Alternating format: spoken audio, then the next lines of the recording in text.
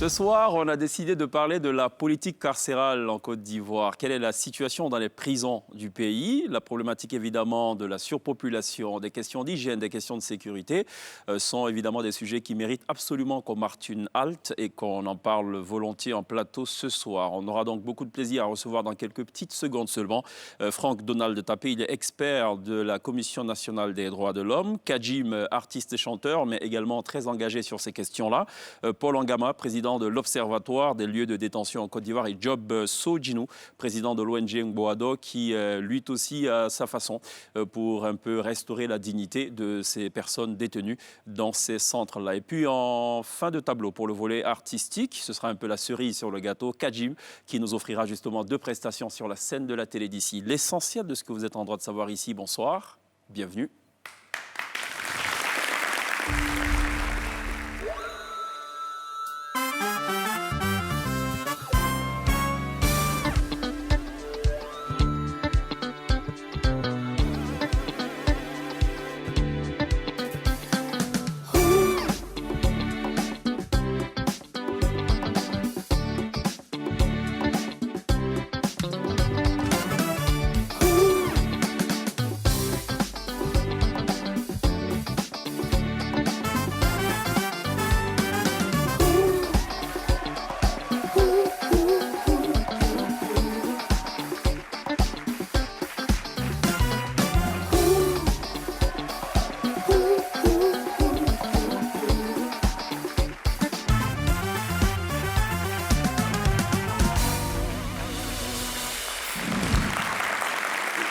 La télé d'ici, votre rendez-vous quotidien tous les soirs pour télévivre ou téléviver la Côte d'Ivoire dans tout ce qu'elle a d'essentiel. On évoque de 18h45 à 19h45 de lundi au vendredi tous les sujets qui vous intéressent forcément. Ce soir, on a décidé de parler des prisons de Côte d'Ivoire. Qu'est-ce qui s'y passe? On a beaucoup de plaisir à recevoir Franck Donald Tapé. Il est expert, il est juriste et il est de la Commission nationale des droits de l'homme. Bonsoir, bienvenue. Bonsoir, monsieur. Avec vous, on va évidemment entrer donc dans le détail sur ces questions-là. À vos côtés, Paul Angama, président de l'Observatoire des lieux de détention en Côte d'Ivoire. Bonsoir, bienvenue. Bonsoir. Pour la petite confidence, quand on a dit qu'on a Paul Angama en plateau, on a dit « Ah, c'est super, c'est bon. Avec lui, vous pouvez faire toute l'émission. » Bon, on verra si c'est vrai ou pas. Joël Sodjinou, bienvenue. Merci. Vous êtes président de l'ONG Ngboado. C'est quoi la vocation de cette ONG? Déjà, il faut dire que l'ONG Ngboado s'est définie comme une organisation à but non lucratif et qui signifie en langue agni, l'IAM est arrivé en maturité. L'IAM est arrivé en maturité. En maturité, une figure de style qui présente l'Afrique qui est mature, l'Afrique qui s'occupe de ses problèmes. D'accord. Et qui a pour objet la promotion, la protection et la défense des droits humains, avec un accent particulier sur le droit des détenus et les enfants vulnérables. J'allais vous poser la question, quel est le lien entre l'IGNAM qui est mature et les détenus, mais on va peut-être y revenir tout au long de cette émission. Ça va, Kadjim? Oui, je vais très bien, merci. Merci de répondre à l'invitation de la télé d'ici. Kadjim, qui on le disait d'ailleurs d'entrée d'émission, est très engagé aussi sur les questions, notamment des conditions de détention. Oui. Pourquoi cet engagement? C'est une longue histoire. Moi, j'ai commencé mes premières visites de prison à l'âge de 12 ans. D'accord. En tant que scout. Et c'est quelque chose qui s'est poursuivi parce que de voir des humains dans les conditions que j'avais à l'époque déjà vues m'avait choqué. Et je pense que c'est de là qu'est venu mon engagement. Et puis après, j'ai rencontré Job et l'ONG Ngboado qui a bien voulu que je sois l'ambassadeur de l'ONG. D'accord. Bon, voilà. À l'âge de 12 ans, vous êtes aujourd'hui un peu plus de 50 ans. La situation a évolué positivement ou pas? Parce que vous parliez de choc. À 12 ans, vous étiez déjà choqué? Vous êtes comment? Mais je suis toujours autant choqué. D'accord. Sinon plus. Bon, ok, très bien. C'est bon à savoir. Princesse, ça va?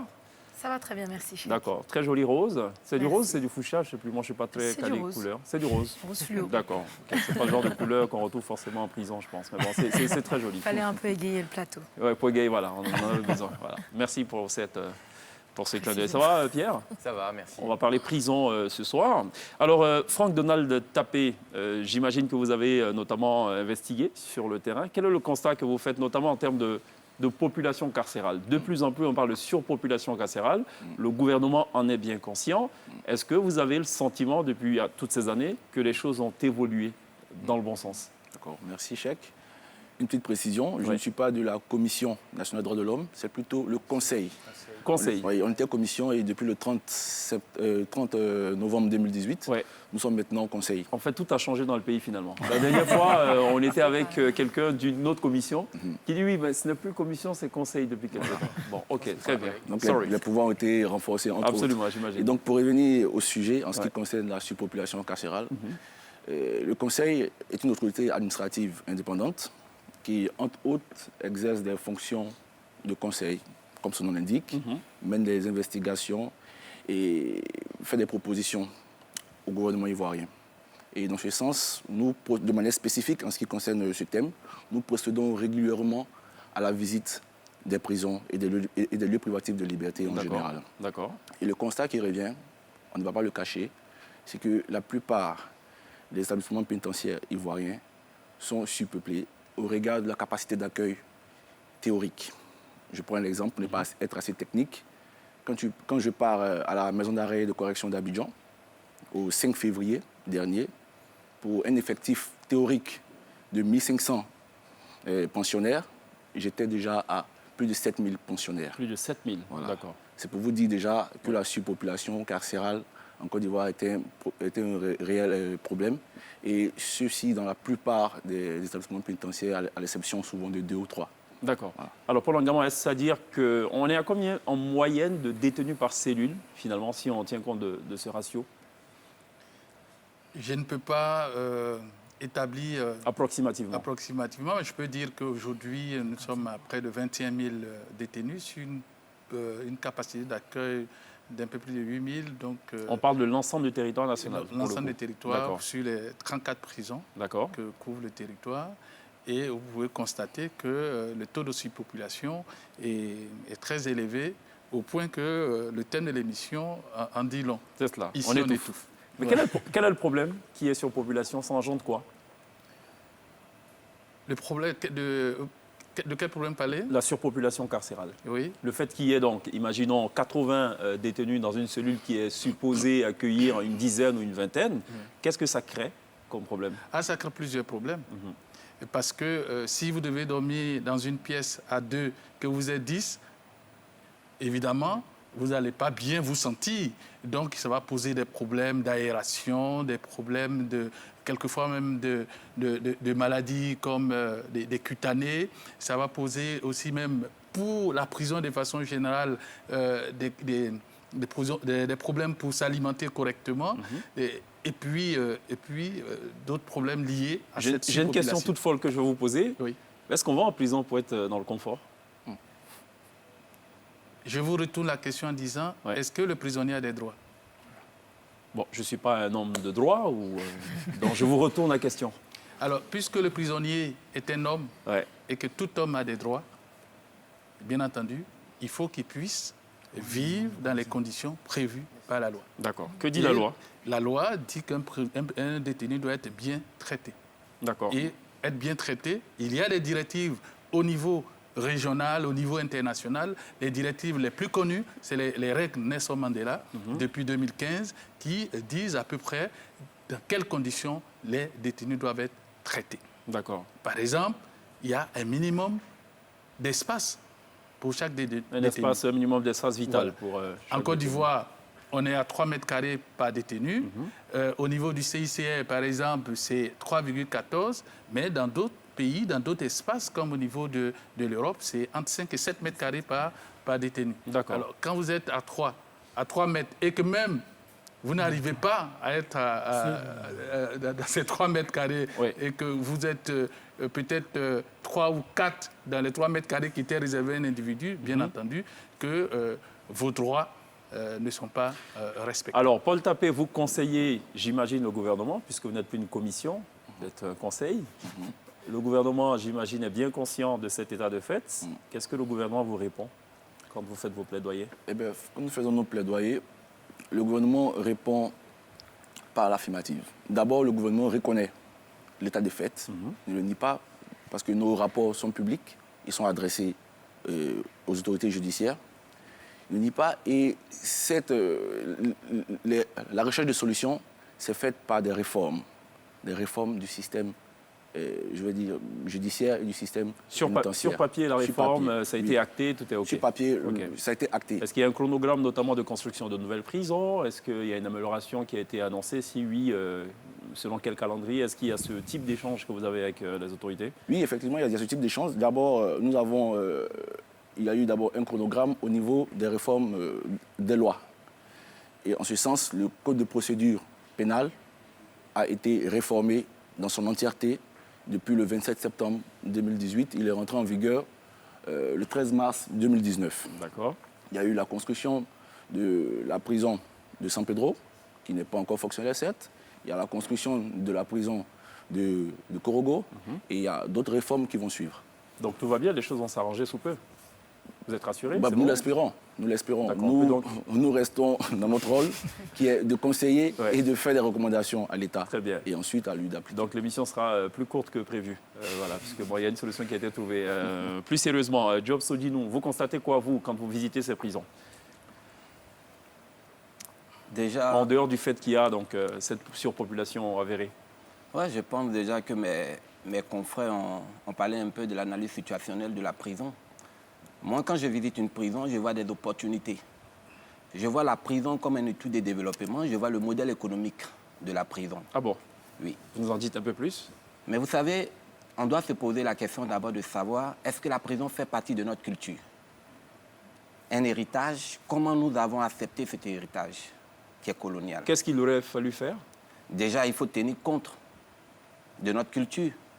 Oui, mais je vous pose la question très simplement pour qu'on comprenne. Vous avez un individu qui viole un bébé de 6 mois. Il faut faire quoi? Il ne faut pas le mettre en prison? Il faut faire quoi? Non, je ne suis pas contre la prison, mais je suis plutôt pour l'humanisation des prisons. Mais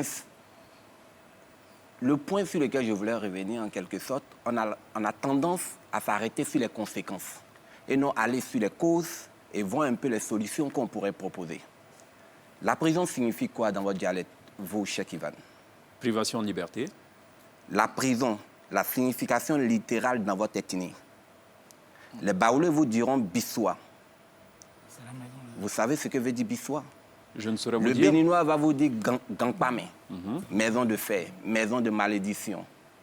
Mais vous voulez que des gens qui ont été prisonniers de tous ces stéréotypes-là, qui aujourd'hui sont à la tête du pays, et connaissant les problèmes que le pays a, vous pensez que le souci, c'est d'abord d'humaniser nos prisons? Vous êtes en train de dire en d'autres termes que ces maisons dites de correction ne corrigent pas la vérité? Mais en réalité, on n'a pas de maison de correction. Ni de redressement. On a une maison de vengeance. La prison, pour nous, ce n'est pas la punition, ce n'est pas la sanction. Mais en réalité, on se venge. Mais on se venge. Celui qui a volé un poulet qui retourne, qui est en prison, et quand on se venge, demain, quand il sort, il vient agresser l'honnête citoyen. Donc déjà, nous devons repenser prison. Et ça, c'est très important. Il ne faut pas accepter la prison comme le don colonial, mais en tenant compte de notre culture. C'est pour cela que je dis, quand je rentre dans une prison, je vois plus la prison comme un outil de développement et de voir le modèle économique de nos prisons. Il faut positiver deux fois. Il ne faudrait pas qu'on puisse dire que non, la prison, c'est la maison de la merde. Mais il faut qu'on repense prison en voyant nos prisons comme un outil de développement. D'accord. Messieurs, question ouverte, vous partagez le même avis ou pas? Oui, mais je suis de ceux qui pensent qu'il faut vraiment agir pour nos prisons parce que beaucoup de personnes nous demandent d'ailleurs pourquoi vous faites tout ça pour les prisonniers. Et moi, je leur réponds toujours, ce n'est pas pour les prisonniers qu'on fait ça, je fais ça pour vous. Parce que chaque fois qu'un individu sort de prison moins amoché, c'est la société dans son ensemble qui se sent bien. Chaque fois que quelqu'un sort de prison en ayant fait son repenti, en ayant pu prendre son temps de détention pour se remettre en question et peut-être même, comme dans certaines prisons c'est possible, se réorienter professionnellement dans la vie, c'est quelqu'un qui sort et qui devient utile pour la société, qui n'est plus un danger. Mais si on ne fait rien et qu'on enferme juste les gens, les prisons deviennent des sortes d'universités du crime où on rentre pour un petit délit, on va se former, et quand on ressort, on est encore plus dangereux. D'accord. Donc, notre action, c'est justement de faire en sorte que nos prisons ne deviennent pas des universités du crime. D'accord. Et c'est ça notre vrai... Pour Langama, vous pensez donc qu'il y a un souci de resocialisation quand on sort de ces prisons-là? Oui. Vraiment, je pense comme Job, comme Kajim. Kajim, qu'il y a un problème de resocialisation. Et d'ailleurs, je voulais revenir un peu sur les propos de Job. Effectivement, la prison a été introduite dans notre espace à l'époque coloniale. Le premier objectif, ce n'était pas pour corriger les gens, c'était pour casser les résistants à la conquête et à l'exploitation coloniale. D'accord. D'où c'était de faire en sorte que ces personnes-là, une fois arrêtées et mises aux arrêts, et mises dans ces prisons-là, puissent servir d'exemple à toutes les personnes qui auraient eu des velléités de résistance. Il s'est trouvé qu'à l'indépendance, nous avons hérité de la prison, mais on n'a pas repensé. Moi, je me demande si on a même une vision de la prison. En tout cas, pour ce qui est de la Côte d'Ivoire. D'accord. Est-ce que nos pays n'ont pas suffisamment de problèmes pour penser déjà premièrement à la situation des prisonniers? Ah non. Non, si nous partons sur la base des droits de l'homme, tous les êtres ont des droits et ces droits sont égaux, inaliénables. Ce n'est pas parce que quelqu'un est détenu qu'il n'a plus de droits, mais quels sont ses droits en tant que personne détenue? Comme on aime à le dire, la peine déjà du prisonnier, c'est déjà d'être en prison. Il ne faut pas ajouter une peine supplémentaire à la peine que la loi a définie de manière légale. Voilà. Donc, dans ce sens, nous, on ne dira pas qu'il y a une priorisation Des individus? des individus ou une priorisation des actions de l'État. Autrement dit, la prison, ça doit être juste de la privation de liberté. Il ne faut pas en rajouter d'autres souffrances. Voilà. C'est tout. Oui, pas d'autres souffrances. C'est bien et cela. ça, si vous permettez, Ouais. le code pénal le définit déjà. Qui dit que rien et aucun fait ne peut être réprimé s'il n'a pas été légalement défini. Donc au moment où je pose une telle action, je dois savoir que dans le code pénal, quelque part, il y a la rétribution qui D'accord. m'attend. Et, D'accord. on ne doit aller au-delà de cette rétribution. Pour Langama? Alors, je n'avais pas fini parce Oui. que la question posée au départ, c'était est-ce que le vrai problème, ce n'était pas la resocialisation? Effectivement, nous, c'est ça qui nous préoccupe le plus. La personne a commis un délit, il a commis un crime, il a été incarcéré. Il a purgé sa peine. Mais cette personne, va-t-elle rester définitivement là-dedans ou bien va sortir?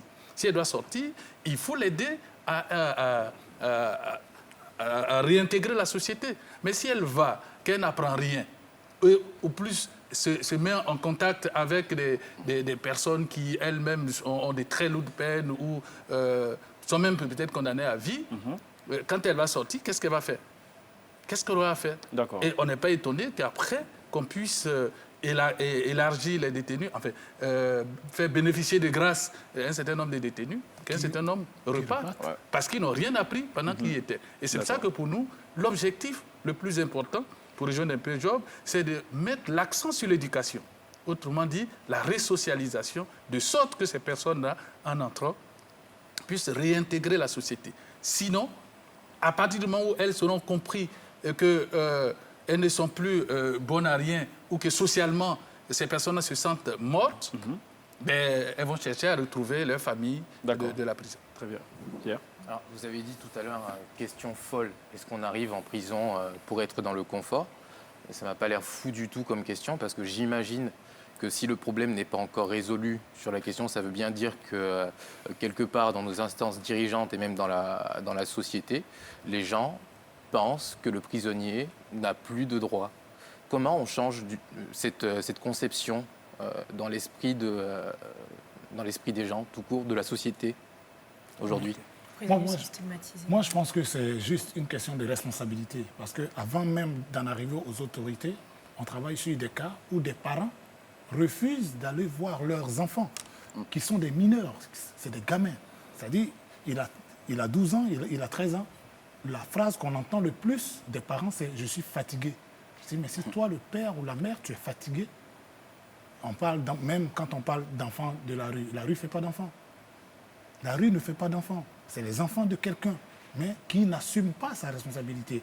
Et aujourd'hui, c'est vrai que sur notre continent et dans nos pays, tout est urgent. tout est tellement urgent dans les hôpitaux, à l'école, partout il y a des problèmes. Mais la prison fait partie de notre société. Même si les gens veulent faire semblant de ne pas l'intégrer, à Abidjan, on parle de 10 communes. Moi, je dis qu'il y en a 11. La 11e, c'est Amaka. Et il faut en tenir compte, il faut intégrer cela. Sinon, un peu comme un cancer, il va se métastaser et ça va finir par détruire les 10 autres communes. Et il est important donc que chacun de nous soit un peu responsable. Parce qu'aujourd'hui, tout le monde fuit ses responsabilités, tout le monde se dédouane, personne n'est plus responsable de quoi que ce soit. Si tout doit être imputé à l'État qui n'a pas fait ci, qui n'a pas fait cela, on ne s'en sortira pas. L'État ne peut pas tout faire. C'est cela mon propos. S'il vous plaît, je reviendrai sur votre question parce que depuis 2011, on a entendu un mot très important, l'émergence à l'horizon 2020. J'aimerais poser une question à ces adeptes d'émergence. Pourrons-nous avoir l'émergence avec des prisons immergées? Il faut déjà se poser la question que l'être humain est un homme intéressé. Pourquoi un opérateur économique devrait nous accompagner dans l'humanisation des prisons? On ne parle pas de développement économique quand il n'y a pas de consolidation de la paix, qui a un lien avec la cohésion sociale et qui a un lien avec la sécurité. Et Kadim l'a dit tout à l'heure, si nos prisons sont des formations ou sont des universités du crime, une fois qu'ils sortent, c'est nous qui sommes en péril. Vous voyez, on entend à la fête de l'indépendance ou à la fin de l'année, on attend le discours du président de la République qui vient et qui nous parle des grâces. Des grâces. Mais on libère des gens comment? Des gens qu'on n'a pas humanisés et que du jour au lendemain, on les libère. On les libère pour le bien-être du détenu ou on les libère parce qu'on a envie de vider nos prisons, parce qu'ils sont trop. Et le citoyen qui est dehors, vous n'avez pas remarqué, lorsqu'on fait les grâces présidentielles, qu'est-ce que se passe dans votre cité, à côté, pendant ce temps? Donc, on est tous... Il y a un risque de vengeance de celui qui ressort. Mais écoutez, nous, on visite les prisons, et quand vous regardez dans les yeux des détenus, vous emprisonnez quelqu'un parce qu'il a violé la loi, mais vous violez lui sa loi, ses droits. Là, on parlera des élections. Vous savez que le prévenu a droit de vote, mais lui, on va le priver de son droit de vote. Même parmi les condamnés, ceux qui ne sont pas privés de leurs droits civils ont droit de vote, mais on n'en parle pas. Vous voyez, quand on veut utiliser la justice pour condamner l'injustice, il faut réellement, dans la manière de faire, d'utiliser la justice dans toute sa procédure. Si vous me permettez, je voulais vous dire quelque chose, mais malheureusement, ce n'est pas dit. Et il n'y a personne ici qui représente ça. Moi, j'ai une casquette. C'est ma casquette d'ex-détenu. Je suis un ex-détenu et je suis fier de le dire. Parce que... Bon, pas fier, mais vous l'assumez. Oui, je l'assume. Parce que chez nous, on le cache. Quand on est passé en prison, on cache. Mais je pense qu'un ex-détenu peut mieux comprendre le détenu. Et ce que je dis cela pour dire aux gens qu'on peut sortir de la prison et devenir homme meilleur. J'ai fait la prison en Suisse, mais dans une détention administrative parce que je n'avais pas les papiers. Mais vous imaginez combien les Suisses investissent dans leur prison, pas parce que c'est seulement que la dignité humaine en détention, mais il se dit que c'est une maison d'arrêt et de correction. Celui-là, il a fait quelque chose qui n'est pas bien. Il faut, dès qu'il est en prison, il faut utiliser la prison comme un outil de développement pour qu'à la sortie, il puisse intégrer la société sur le bon chemin. Absolument. Alors, on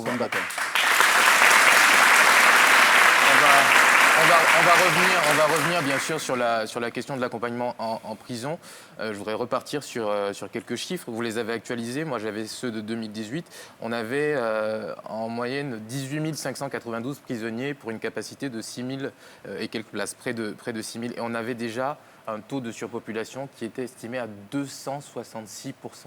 Donc, pour situer, et vous les actualisez ces chiffres à la hausse, donc voilà, 266% plus. Alors, effectivement, il y a le problème de l'espace qui se pose, la construction de nouvelles prisons. Ça a été annoncé, il va y en avoir avec les normes internationales, 300 à 500 places, donc de meilleures conditions. Mais est-ce que le problème vient aussi de l'appareil judiciaire? Est-ce qu'on rentre en prison pour des délits qui ne devraient pas constituer des facteurs d'emprisonnement? Ok. Si je peux me permettre, j'aimerais bien parler un peu de ces nouvelles mesures-là, la peine alternative. Je vous poserai la question, si aujourd'hui on vous vole un téléphone et que vous attrapez votre voleur, vous êtes prêt pour que la justice ivoirienne puisse condamner ce dernier aux travaux d'utilité publique? On jette la pierre à nos dirigeants, c'est bien, mais il serait bien en quelque sorte que nous aussi, on puisse en quelque sorte changer notre perception des choses et notre mentalité. Parce que nos gouvernants sont des politiques. Si aujourd'hui l'État de Côte d'Ivoire décide en quelque sorte d'augmenter le budget alloué à nos prisons, comment la population peut percevoir cela? C'est des questions, il faut qu'on se pose la question. Aujourd'hui, je vous ai parlé des peines alternatives. On a proposé des peines alternatives. L'État fait l'effort d'accepter, mais est-ce que la population est prête à accepter cela? Est-ce que c'est mis en place déjà? Déjà, il faut déjà voir même si la société est prête. Déjà. Après, il peut se poser aussi la question de la traçabilité. Vous demandez à quelqu'un qui a commis une gaffe d'aller, je sais pas moi, réguler la circulation ou faire le balayage, il peut disparaître et réapparaître 6 ans après, quoi. C'est pour cela que nous proposons, pour régler le problème de la prison aussi, l'une des propositions, c'est que c'est quand même malheureux de savoir que la prison est je dirais que l'endroit où seulement le ministère de la Justice intervient, c'est la chasse gardée du ministère de la Justice. Pourquoi chasse gardée? Oui, parce que c'est sous tutelle du ministère de la Justice. Tout à fait, oui. La prison est une société dans la société. Donc, il devrait avoir au niveau même de la primature un comité interministériel prison. D'accord. Parce que tous les ministères devraient travailler en prison. D'accord, ok. Travailler en prison, bon. Travailler pour améliorer les choses en prison. Je pense que c'est beaucoup plus juste. Ouais. Je propose qu'on referme les grilles de la prison, qu'on aille à la pub. On revient juste après.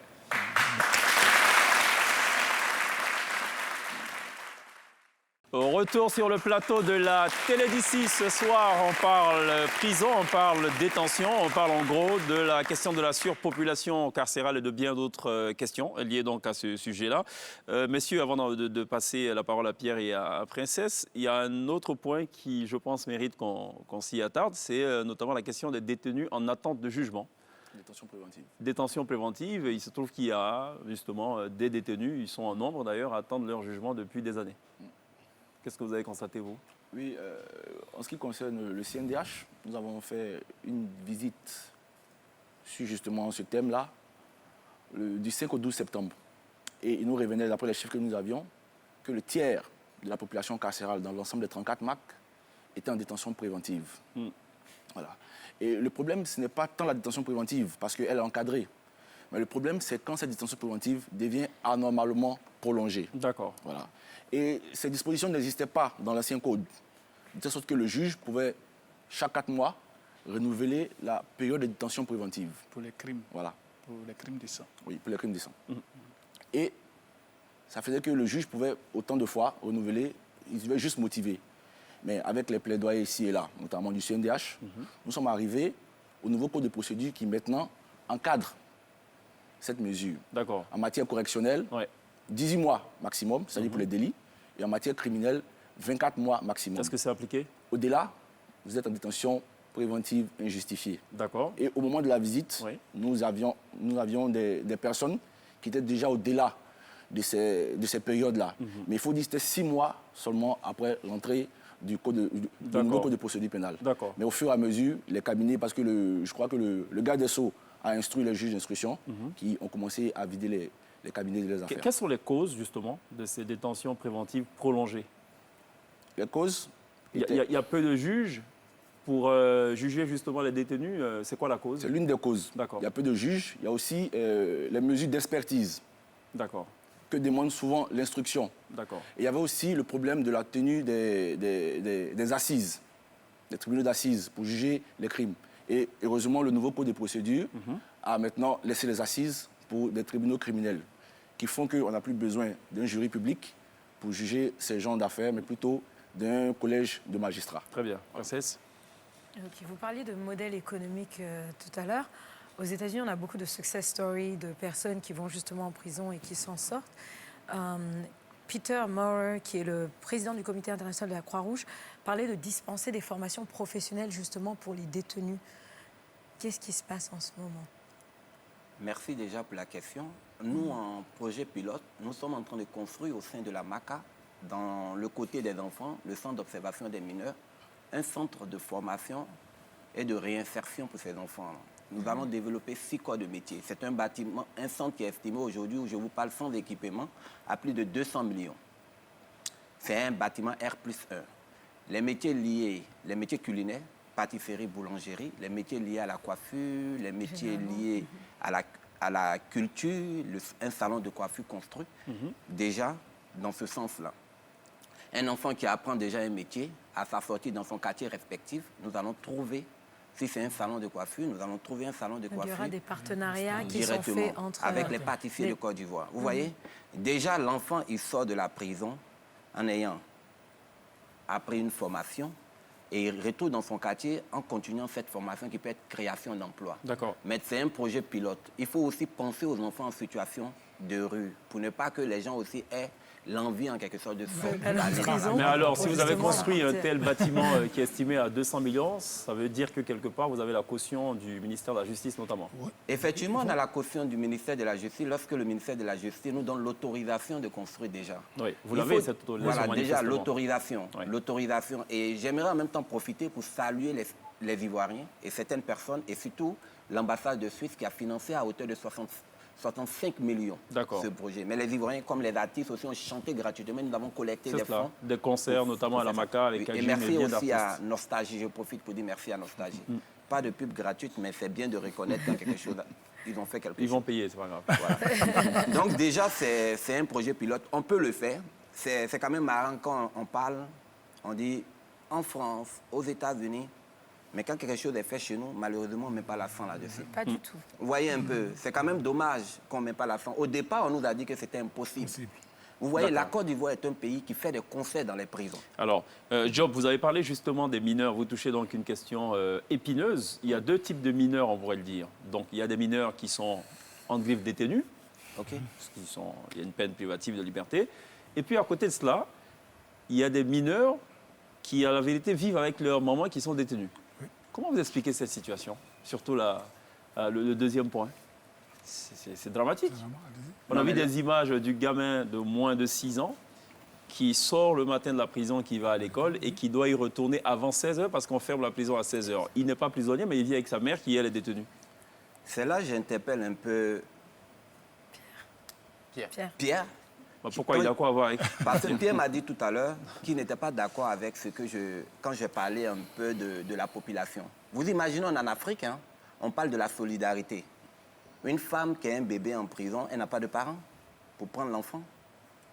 Il y a aussi ce côté-là on doit s'interpeller en réalité. Quelle est la perception que la population a de la prison? Et l'article 48 du Code pénal, normalement, qui dit que les femmes enceintes ne sont pas supposées rester en prison plus de 8 semaines.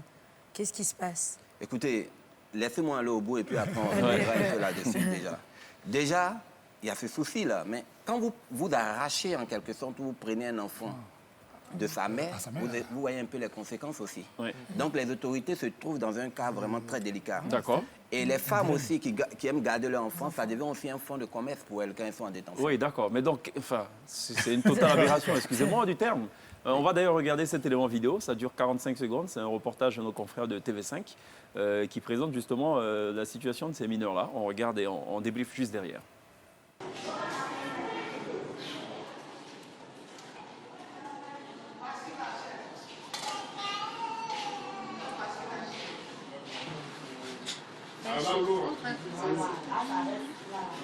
Ici, on est obligé de laver parce qu'à cause des moustiques. Si on n'a pas lavé aujourd'hui, quand demain, on ne peut pas dormir ici vraiment. Même dans les moustiquaires, ils rentrent. Ils nous piquent ça peut nous donner la palitis. Puis les bébés, souvent, ils tombent malades, mais il n'y a pas de médicaments, c'est les paracétamol. Tout ce qu'il y a là, c'est paracétamol, c'est les comprimés, on nous donne, on met dans l'eau, on met dans les cuillères, on les donne pour boire. C'est comme ça. Je veux qu'à l'âge de 3 ans, mon enfant s'en va au dehors. Parce qu'à l'air, si je lui donne au dehors, je n'ai personne pour le surveiller. Parce qu'il ne marche pas. Donc, il n'y a personne. Donc, je préfère qu'il reste sur moi. À l'âge de 3 ans, je le fais sortir.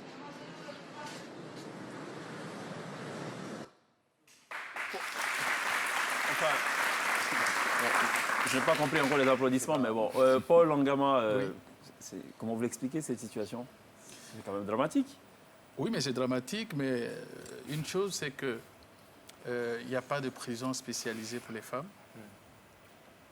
dans lesquelles des conditions auraient pu être réunies pour tenir compte de toutes ces situations-là. D'accord. Je sais qu'à la Maka, il y a environ une douzaine d'enfants qui vivent avec leur maman actuellement. D'accord. Voilà.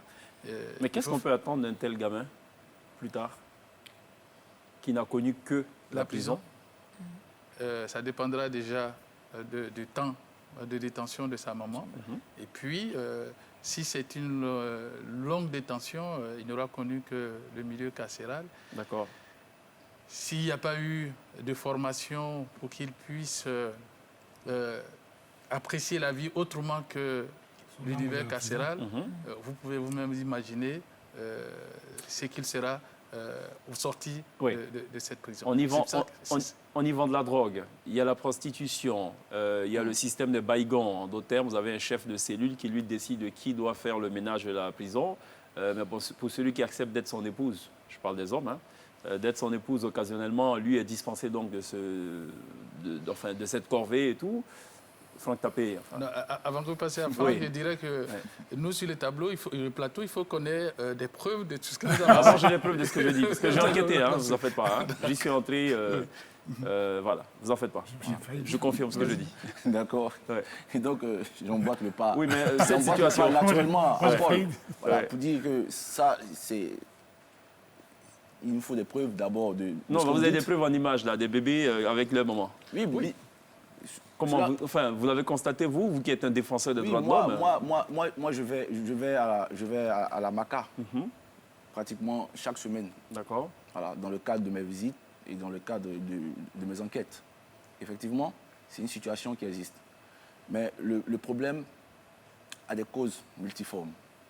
D'abord, les structures de remplacement. Comment ces femmes pourront se détacher de leurs enfants s'il n'y a pas de structure de remplacement pour les recueillir? Ça, c'est le premier problème. La plupart entrent dans la détention étant enceintes. Donc, elles y accouchent. D'accord. Il faut allaiter le bébé. Les structures de remplacement, encore là, ça manque. Et donc, le problème, il faut l'aborder sous un angle différent. Non pas voir ce petit garçon qui est en prison, qui ne connaîtra que l'univers carcéral, parce que cela va dépendre de la peine que sa mère va encourir, mais il faudrait, au nom de la solidarité, avoir des structures de remplacement pour pouvoir recueillir. Donc, elle ces n'existe enfants. pas, ces structures. Justement, je voulais dire rapidement que ce que disait Job tout à l'heure, ça montre aussi que quand la personne est en détention, elle est un peu délaissée par sa famille, elle est même morte socialement. Sinon, comment concevoir qu'en Afrique, où on parle de solidarité, une femme déjà qui est en prison, qui est déjà, on pourrait dire, affaiblie, on puisse la laisser encore avec un enfant. Et donc là, c'est évidemment vous vous adressez vraiment à la famille, à la société en à la général, famille, pas oui. forcément à Voilà, l'État. voilà. Kadjim, avant Job. Une des craintes qu'ont tous ceux qui sont dans nos lieux de détention, c'est d'être oubliés. Quand nous, on va pour faire un concert, la première chose qu'on entend, c'est « merci de nous avoir pas oubliés ». Parce que quand on rentre en prison, on a l'impression que et la famille, les amis, tout le monde veut vous oublier. Et ces femmes, si elles se retrouvent avec leur bébé au sein de la prison, c'est parce que pour ceux qui étaient censés être leurs proches, ceux qui étaient censés être leur premier soutien, c'est comme si on les avait rayés de la carte. D'accord. Donc, Pierre. elles ont de graves problèmes, mais elles sont obligées de faire face à cela toutes seules.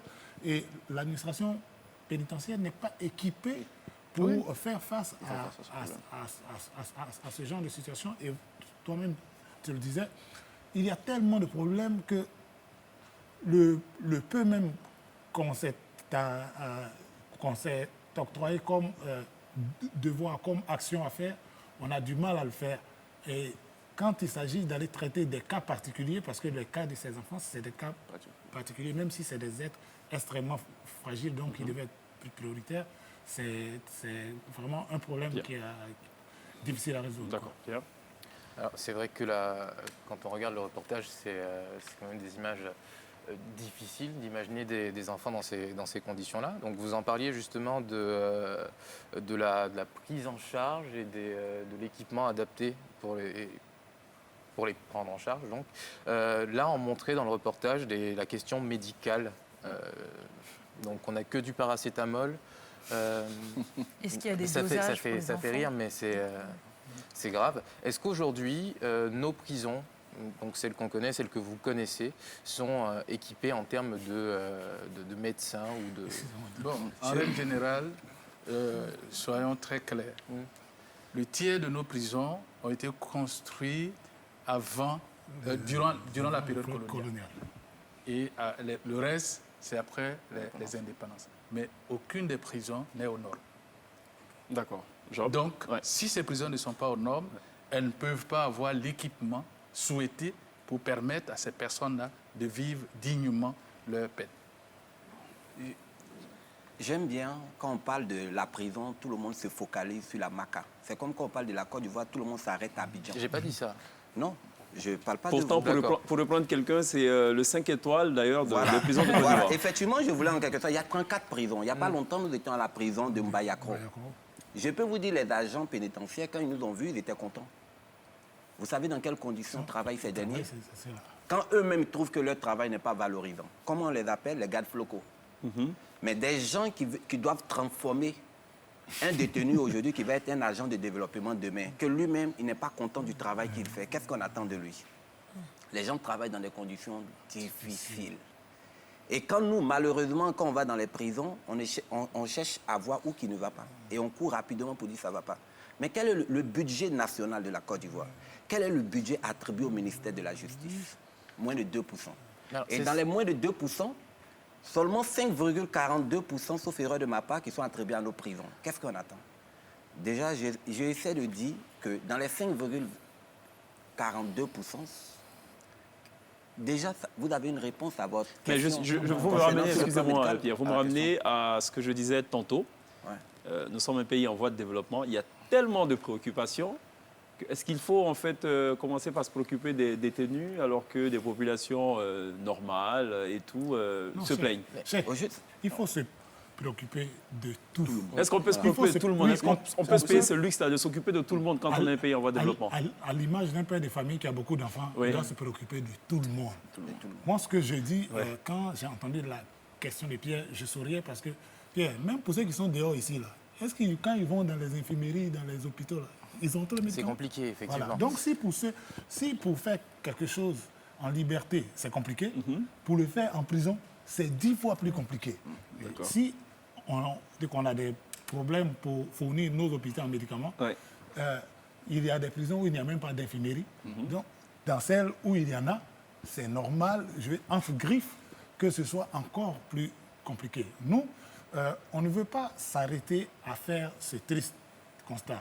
Là, elle pose un problème, on n'a que du paracétamol. Mais chacun de nous, chaque Ivoirien peut agir pour améliorer ça. Le problème, c'est que nous, on agit dans les prisons et j'en parle régulièrement. J'ai des amis avec qui j'ai fait l'université qui occupent de grands postes, il y en a qui sont très nantis. Ils savent ce qu'on fait. Ils n'agissent pas jusqu'au jour où ils t'appellent pour te dire vos actions en prison, est-ce que vous continuez? Tu dis oui. Il dit mais parce que j'ai mon cousin qui est là-bas. Donc, le jour où lui, il a quelqu'un qui est là-bas, il s'intéresse du coup à ce que vous faites. D'accord. La prison l'intéresse. Très bien. Il faut que chacun de nous essaie à son même niveau de contribuer à améliorer, à humaniser nos prisons. Parfait. On va y revenir tout à l'heure, juste après la pub. On aura encore 5 minutes pour traiter donc cette question. On va à la pub, on revient juste après. D'accord.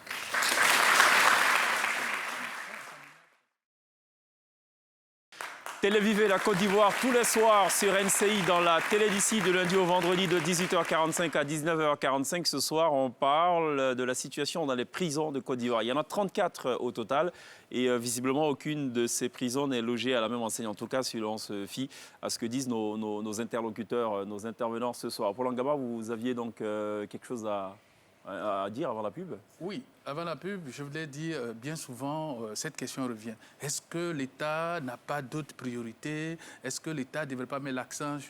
Moi, je voulais dire ceci. C'est la même façon de dire, oui, si toi, tu as eu la place dans une classe où il y a 100 élèves, contente-toi, pendant que l'autre est dans une classe où il y a 30 élèves, et puis après, on dit, bon, ici, ils ont fait 100%, l'autre, ils ont fait 20%, cette école est meilleure. L'égalité des chances, c'est proclamé par la Constitution ivoirienne. Nous, acteurs des droits de l'homme, Nous, on ne cherche pas à savoir qu'on mette la priorité sur un secteur. On doit mettre la priorité sur tout. Parce que quand l'État met ses taxes de 18%, est-ce qu'il nous donne une priorité? C'est pour améliorer les conditions de vie, que ce soit dans les hôpitaux, dans les écoles, dans les prisons et autres lieux à lieu, pourvu que les conditions s'améliorent. Ce n'est pas à nous de dire, oui, on comprend l'État, parce que... Mais nous, on ne comprend pas qu'on doit payer les taxes. Hein. On paie les taxes au même montant que tout le monde. D'accord. Job? Je reviens un peu sur ce que était dit au départ. Repensons prison en tenant compte du contexte. Vous voyez, là, vous parlez des médicaments. La plupart des gens qui se soignent d'ailleurs, ils se soignent à partir de quoi? De la pharmacie. C'est paracétamol ou on a notre médicament traditionnel. Mais vous savez que c'est interdit que ça rentre dans une prison? Les médicaments traditionnels ne rentrent pas dans une prison, ne devraient pas rentrer dans une prison. Contre le Djekwadjo et tout ça, là? Vous voyez un peu. Donc, directement, il serait bien, en quelque sorte, qu'on repense prison. Et la prison est perçue comment? C'est quelque part où on met l'argent. C'est un investissement, il n'y a pas de retour. Mais imaginez sur l'instant qu'à la Maca, il y a 7000 personnes. Mais quelle est la vision que nous avons pour les prisons? 7000 personnes, c'est de l'argent. Vous savez que quand nous étions en train de construire ce bâtiment, nous nous sommes rendus compte qu'il y a des maçons, il y a des plombiers et tout ça. L'entreprise habilitée, choisie pour construire, dans le contrat, on a demandé à l'entreprise d'embaucher. D'embaucher, donc... C'est des gens d'intérieur. Mais est-ce que justement, sur la question des entreprises, est-ce que sortir de prison quand on a un casier judiciaire, est-ce qu'il y a une loi ou quelque chose qui contraint les entreprises à avoir un quota de repris de justice Non, non plus. Déjà, parlons de... On pose la question. En allant Aux dans... États-Unis, oui, ça se fait, mais ici... En allant dans le même sens que Paul, qui parlait des 18%, vous savez, quand des citoyens se lèvent et prennent leur destin en main pour apporter solidarité aux détenus, nous avons construit ce centre qui est estimé à plus de 200 millions en payant la TVA de 18%. Ce n'est pas pour nous, on n'a pas construit dehors. Mais c'est bien qu'on puisse demander deux fois à l'État qu'est-ce que fait l'État. D'accord. J'aimerais juste revenir sur les propos de Pierre en ce qui concerne les infirmeries dans nos MAC. Il y a, je crois, après la dernière visite que nous avons faite en décembre, il y a 3 MAC dont les infirmeries sont en train d'être construites. Si mes souvenirs sont bons, Dabou, Mbayakro et Oumé. Voilà. Et le problème comment je peux appeler ça? Le problème des médicaments dans les MAC. Quand vous dites MAC, c'est maison d'arrêt de correction. Oui, merci. Ils sont bien d'accord. Maison d'arrêt de correction ne dépend pas forcément de l'administration pénitentiaire. Parce que l'administration pénitentiaire, sur ce plan, travaille en collaboration étroite avec le ministère de la Justice. Et c'est le statut... Le ministère de la Santé. Le ministère de la Santé, plutôt. Et c'est le statut des établissements sanitaires qui est visé par la PSP, qui est la pharmacie de la santé publique. Voilà. Donc le jour où les infirmeries vont changer de statut dans les établissements pénitentiaires, naturellement, il y aura un peu plus de médicaments. Et je ne vais pas aller en porte-à-faux avec le reportage que nous avons vu, mais il n'y a pas que les paracétamol dans les infirmeries. D'accord. Bon, elle exagère. À la Maca, il y a un centre antituberculeux à la Maca. D'accord. Très bien. Les détenus qui sont atteints de VIH ont un traitement avec des antirétroviraux. D'accord. Voilà. Et donc, le constat que nous avons fait, seulement que le seul établissement où il y a un médecin résident, c'est à la Maca. D'accord. Les autres, ce sont les infirmiers. Comme on l'a dit, le 5 étoiles. À Touba, ça je veux le dire, à Touba, parce que c'est dans mon rapport, à Touba, c'est plutôt un garde pénitentiaire qui a été formé sur le tas, qui joue le rôle d'infirmier. Bon, voilà. Formé sur le tas. Ah oui, non, à Touba, seulement à Touba. Sinon tout le reste, il y a les infirmiers. Quelle est la prison la pire en Côte d'Ivoire? Bon. Il faudrait adresser Moi, j'ai envie de...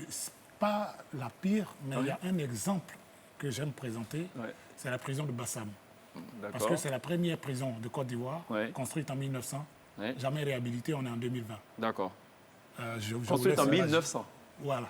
D'accord, ok. Voilà, on est en 2020. Ouais. Et je vous laisse iminer l'état... Ça fait partie du patrimoine de l'UNESCO? Je ne sais pas si l'UNESCO a interdit qu'elle soit réhabilitée, mais pour moi, c'est symptomatique de ce qu'on veut faire de nos prisons. Parfait.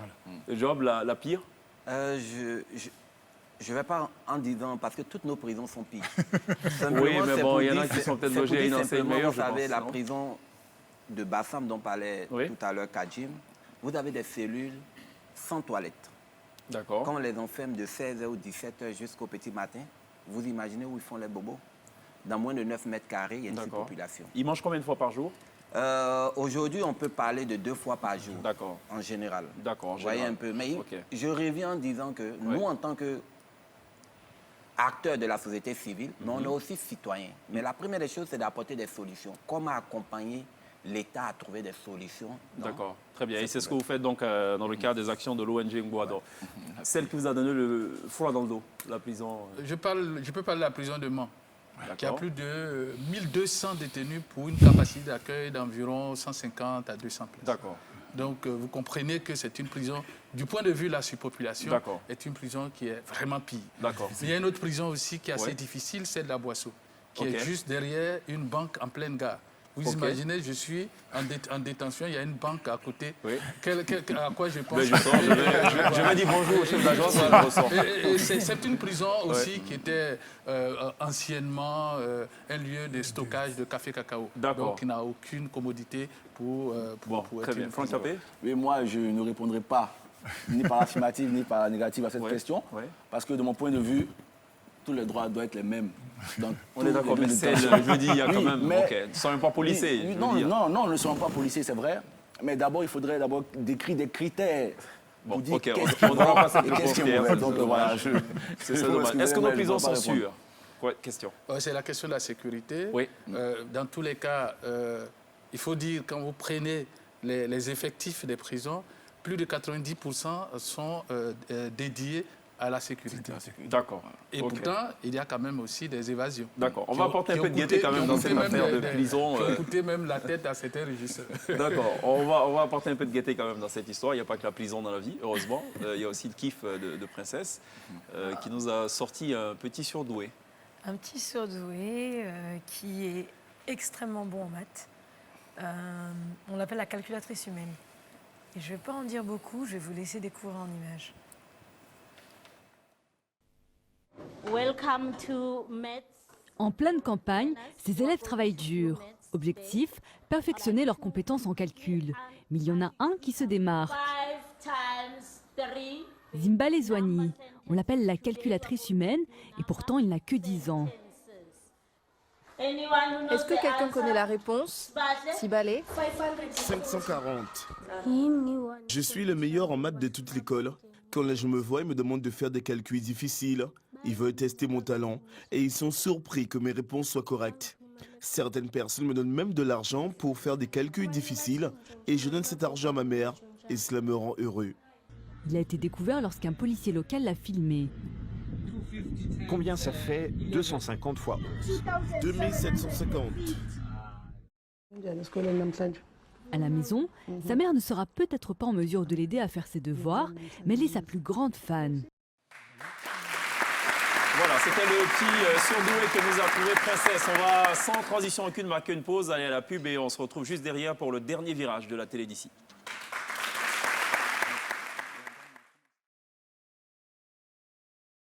Retour sur le plateau de la télé d'ici pour le dernier virage de cette émission consacrée à la situation dans les prisons de Côte d'Ivoire. Messieurs, peut-être un dernier tour de table. On va peut-être démarrer d'abord par Kajim. Qu'est-ce qu'il faut faire pour améliorer les choses? Moi, ce que j'aimerais dire, c'est d'abord remercier tous ceux qui nous accompagnent jusqu'à présent dans toutes les actions et inviter les Ivoiriens à s'intéresser à leurs frères qui sont dans les prisons. Parce que on va en prison pour des raisons aussi variées que difficiles ou futiles. N'importe qui, chacun de nous peut se retrouver en prison. Et j'aimerais vraiment remercier tous les artistes qui, jusqu'à présent, contribuent, même si ce n'est pas la chose la plus mise en avant, à mettre un peu plus en lumière ce qui se fait dans nos prisons et apporter la joie aux détenus. Voilà. Job? J'aimerais simplement qu'on se rappelle la citation de Félix Houphouët-Boigny qui a dit qu'il est temps, grand temps, que chaque Ivoirien se dise « Ai-je fait et bien faire ce que je dois pour mon pays ?» Et Kennedy qui a dit qu'il est faux de penser en disant « Qu'est-ce que les États-Unis font pour moi ?» mais qu'est-ce que je fais pour les États-Unis? Et Mbouado dit que chaque Ivoirien, Ivoirienne, devrait être dorénavant la réponse aux maux de sa société, quel que soit le domaine. C'est simplement le mot de fin que j'aimerais en quelque sorte dire aux Ivoiriens. D'accord, merci. Paul Angaba? Je dirais simplement qu'il faut mettre l'accent sur les mesures alternatives à la détention pour réduire la surpopulation carcérale. Et également mettre l'accent sur la resocialisation des détenus, de sorte à ce que ces personnes ne se sentent plus mortes socialement, mais qu'elles puissent réintégrer la vie sociale. Et cela va nécessiter qu'autour des prisons se mettent en place des communautés de veille stratégique qui puissent faire en sorte que puissent réguler un peu ces questions de détention. Parfait. D'accord. Franck Tapé? Voilà. Pour ma part, j'aimerais déjà remercier et encourager nos autorités judiciaires pour ce qu'elles font à travers toutes ces réformes. Il restera maintenant à suivre l'application strictement de celle-ci. D'accord, très bien. Merci à Franck Tapé, merci à Paul Angama, merci à Job Sodino, merci à Kadji, merci à Pierre, merci à Princesse, merci aussi aux étudiants de l'école technique informatique et commerciale éthique de Yopougon qui nous auront donc accompagnés tout au long de cette émission. Alors, j'ai toujours voulu, j'ai toujours eu envie de poser une question. Est-ce que ces étudiants qui nous visitent sont tenus de rédiger un rapport, une sorte de compte-rendu? Rebecca va peut-être passer le micro à un étudiant. Allons-y, on va d'abord... première rangée. Vous devez faire un rapport ou pas? Non, vous n'avez pas la tête de quelqu'un qui a envie de faire un rapport, ça c'est clair. Vous avez peur de la caméra? Bon, détournez la caméra, allez-y. Non, vous devez faire un rapport ou pas? Si, monsieur. Vous devez faire quoi comme rapport? Qu'est-ce que vous devez dire? Tout ce que j'ai vu. Tout ce que vous avez vu? D'accord, très bien. Il y a une qui m'a l'air très jeune, c'est vous? C'est la plus jeune de la classe ou pas? On va lui passer le micro. Vous êtes la plus jeune? Non, monsieur. C'est quoi votre nom? Je me nomme Djedou Abroa Alida Manuela. D'accord. En fait, tout à l'heure, hors antenne, pendant la pub, j'ai demandé si il devait faire un rapport. Tout le monde a dit non, non, non, pas de rapport, on n'a pas besoin de faire. Et elle était la seule, en fait, à dire ah oui, c'est une très bonne idée, n'est-ce pas? Il faut me rappeler votre nom? Mademoiselle Djedou. D'accord. Vous êtes dans quelle filière? Je suis en RHCOM. RHCOM, ressources humaines, communication. Vous aimez le cinéma? Bah, pas vraiment. Vous n'allez pas au cinéma? Non, monsieur. Vous allez au cinéma, vous? D'accord. Qui aime le cinéma? D'accord. Bon, vu que vous êtes la seule à ne pas aimer le cinéma, je vous offre 4 entrées pour aller au cinéma. Comme ça, vous allez apprendre à aimer le cinéma. D'accord? Monsieur. D'accord? Monsieur. Voilà. C'est votre cadeau pour être passé donc à la télé d'ici. Voilà. Donc, 4 entrées pour c'est quoi le nom? Pardon? Je suis un peu distrait là. D'accord. Très bien. 4 entrées. Merci de l'applaudir. On va marquer donc une pause. On va directer la pub juste derrière. Bougez surtout pas. Kadjim sera live sur la scène de la télé d'ici. Ce sera tout pour la télé d'ici. Ce soir, on vous laisse en compagnie de la plus belle plume reggae de Côte d'Ivoire, un artiste au talent incontesté. Kadjim est assurément l'artiste le plus engagé sur les questions sociales. Il nous offre ce soir 2 prestations sur la scène de la télé d'ici. Ma route est longue et Bafama. On se retrouve demain. D'ici là, take care. Kadjim right now sur la scène de la télé d'ici.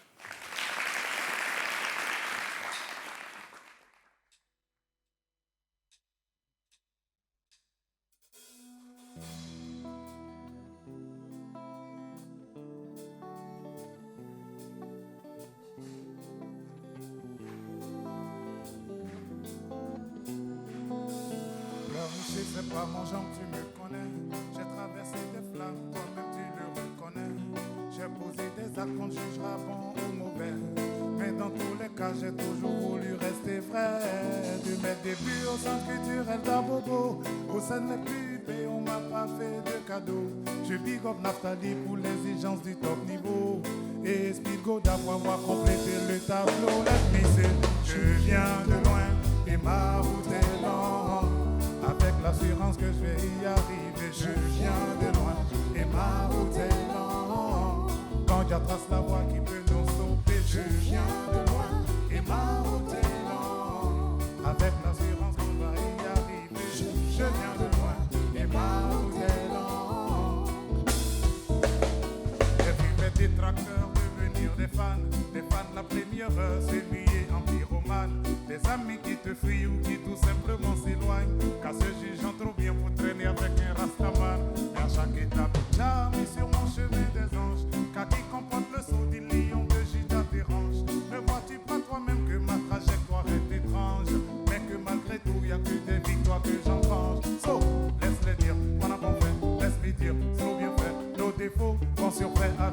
crie satisfait. Si le visage défait, il porte la marque de leur forfait. À chacun de leurs méfaits, ils croient entraver nos succès. Mais je viens de loin, et ma route est longue. Avec l'assurance qu'on va y arriver. Je viens de loin, et ma route est longue. Quand Dieu trace la voie qui peut nous sauver. Je viens de loin, et ma route est longue. Avec l'assurance qu'on va y arriver. Je viens de loin, et ma route est longue. Yeah, man.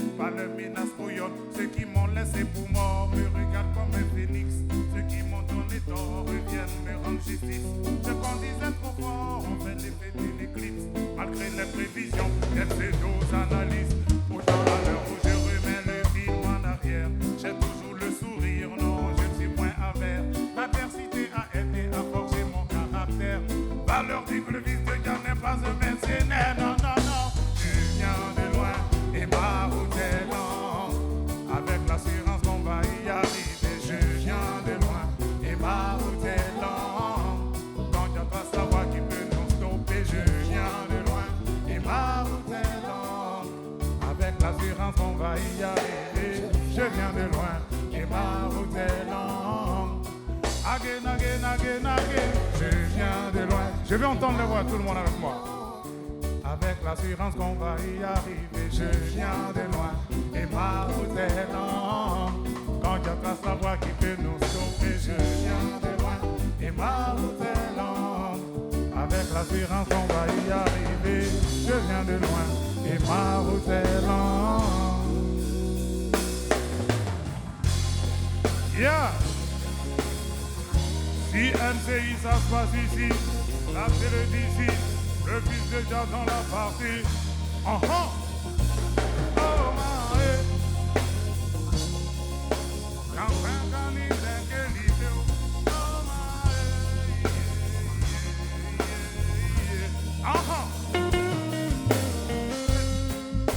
Yeah.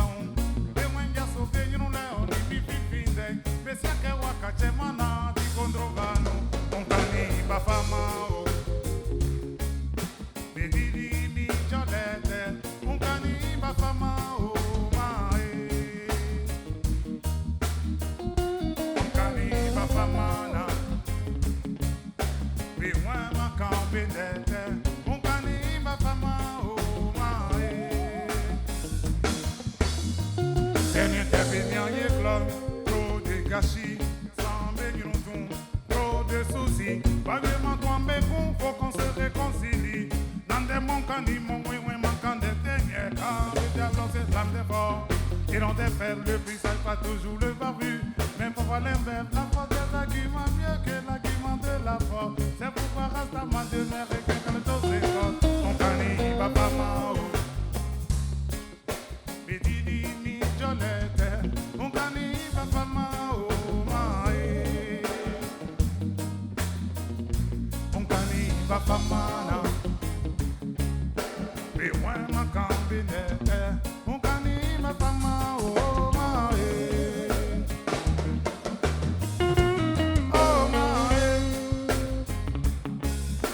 Bien pencani dentro di teu. Oh my, quasi moi oh my. Bien pencani dentro di teu. Oh my, un cani bapa mau. Bedidi mi Jolette, un cani bapa mau. Kanimba famana be when my combinete un kanimba fama oh my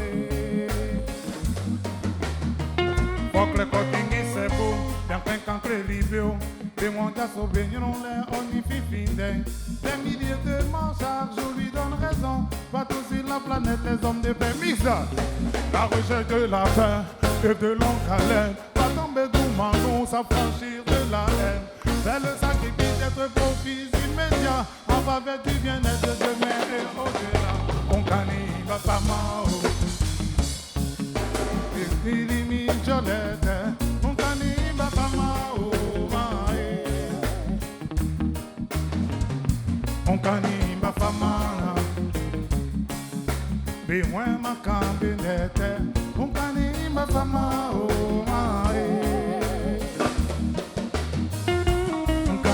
Papa Mao, Bedili mi Jolette, un cani Papa Mao, un cani Papa Mao, be when ma cambinette, un cani Papa Mao, un cani Papa Mao.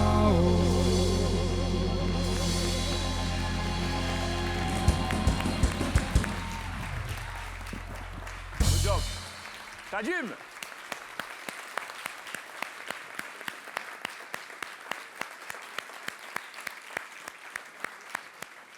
François.